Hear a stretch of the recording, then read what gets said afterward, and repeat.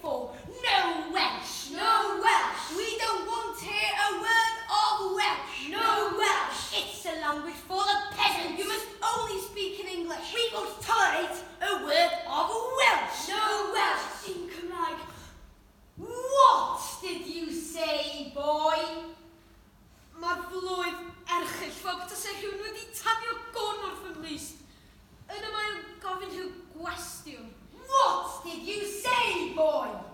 Speaking to my brother, sir. Your brother? What did you tell your brother? I told him not to speak Welsh in school, sir. It is his first day in school. Then he needs to learn a very important lesson, doesn't he? Stand still, boy. Wn i ddim beth mae'r ddau yn ddweud. Mae nhw yn estyn i lawr ddi wrth ei gorff. Ac yna. 1, 2, 3, 4, 5, 6. Now let that be a lesson to you, to all of you. 6 are the best for speaking Welsh. Now to your classes, children, move! Coreiliad yna. Digwyddodd rhywbeth rhyfeddu iawn. Dydyn ni methu angen gair tan roedd fi yn yr ysgol. Dim Saesneg, dim hyd yn oed Cymraeg. Dydyn ni ddim yn gwybod beth oedd yn bod arnyn. Siarad rhyw boi adre, dyn yr ysgol. Dim gair. Mwyn helpu bob druan. Yn ystod y gofrestr bob bore, penderfynodd ei Fiona ateb. Hi a Miss pan alwodd Mrs Barnwell ei enw. Gweithiodd hyn yn iawn am wythnos, a doedd Mrs Barnwell i athrawes ddim callach. Gweithio'n iawn, tan i Fiona fethu'r ysgol un diwrnod am ei bod yn sal. Good morning, children. Good morning, Mrs Barnwell. Gwyneth Evans. Here, Miss.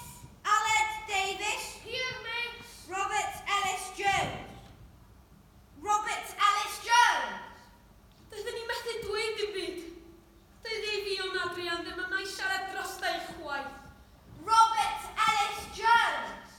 Yr unig beth fedra wneud yw codi fy llaw. Yes, boy.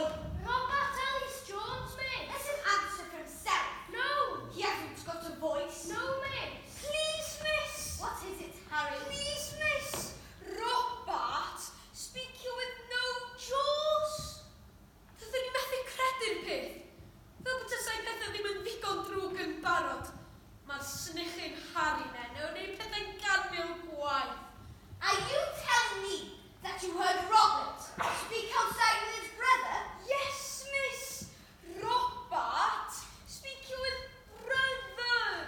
Did I hear correctly, Mrs. Barnwell? Indeed you did, sir. We do not tolerate insolence, boy. Are you being rude to Mrs. Barnwell? Again? Let me hear you say, here, miss, loud and clear. Louder, boy. Which one of you heard him speaking Welsh today? Me, sir.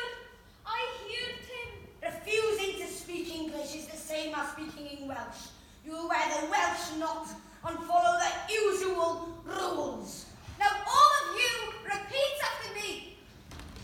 I'll speak in English in this land, or strike the cane across my hand. Now do you understand, boy? Ond na. Dydyn ni ddim yn understandio. Dim byd yn gwneud synwyr i mi bellach. Doedd amser chwarae ddim yn llawer o ddychad i ni chwaith.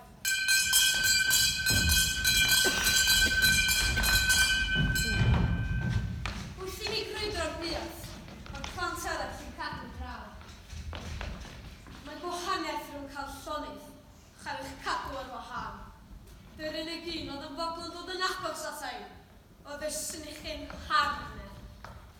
Gwyneth, speak your Welsh! Gwyneth, speak your Welsh! Pam fod yn o'r dan di? Di o'n trio fo arbed i rhag y ganser? Neu di jyst wrth i fod yn gweld plant eraill mewn trwbl? Speak your Welsh! Speak your Welsh!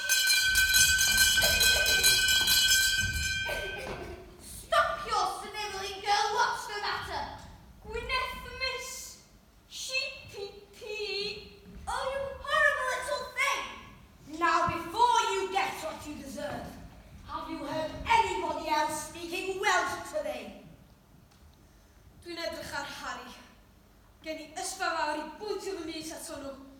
Mae o'n heiddi'r gamsen. Dwi'n edrych ar Gwyneth druan. Yn amlwg, rydw i wedi siarad Cymraeg. Ond, a ddylswn i dderbyn y gamsen? A beidio siarad o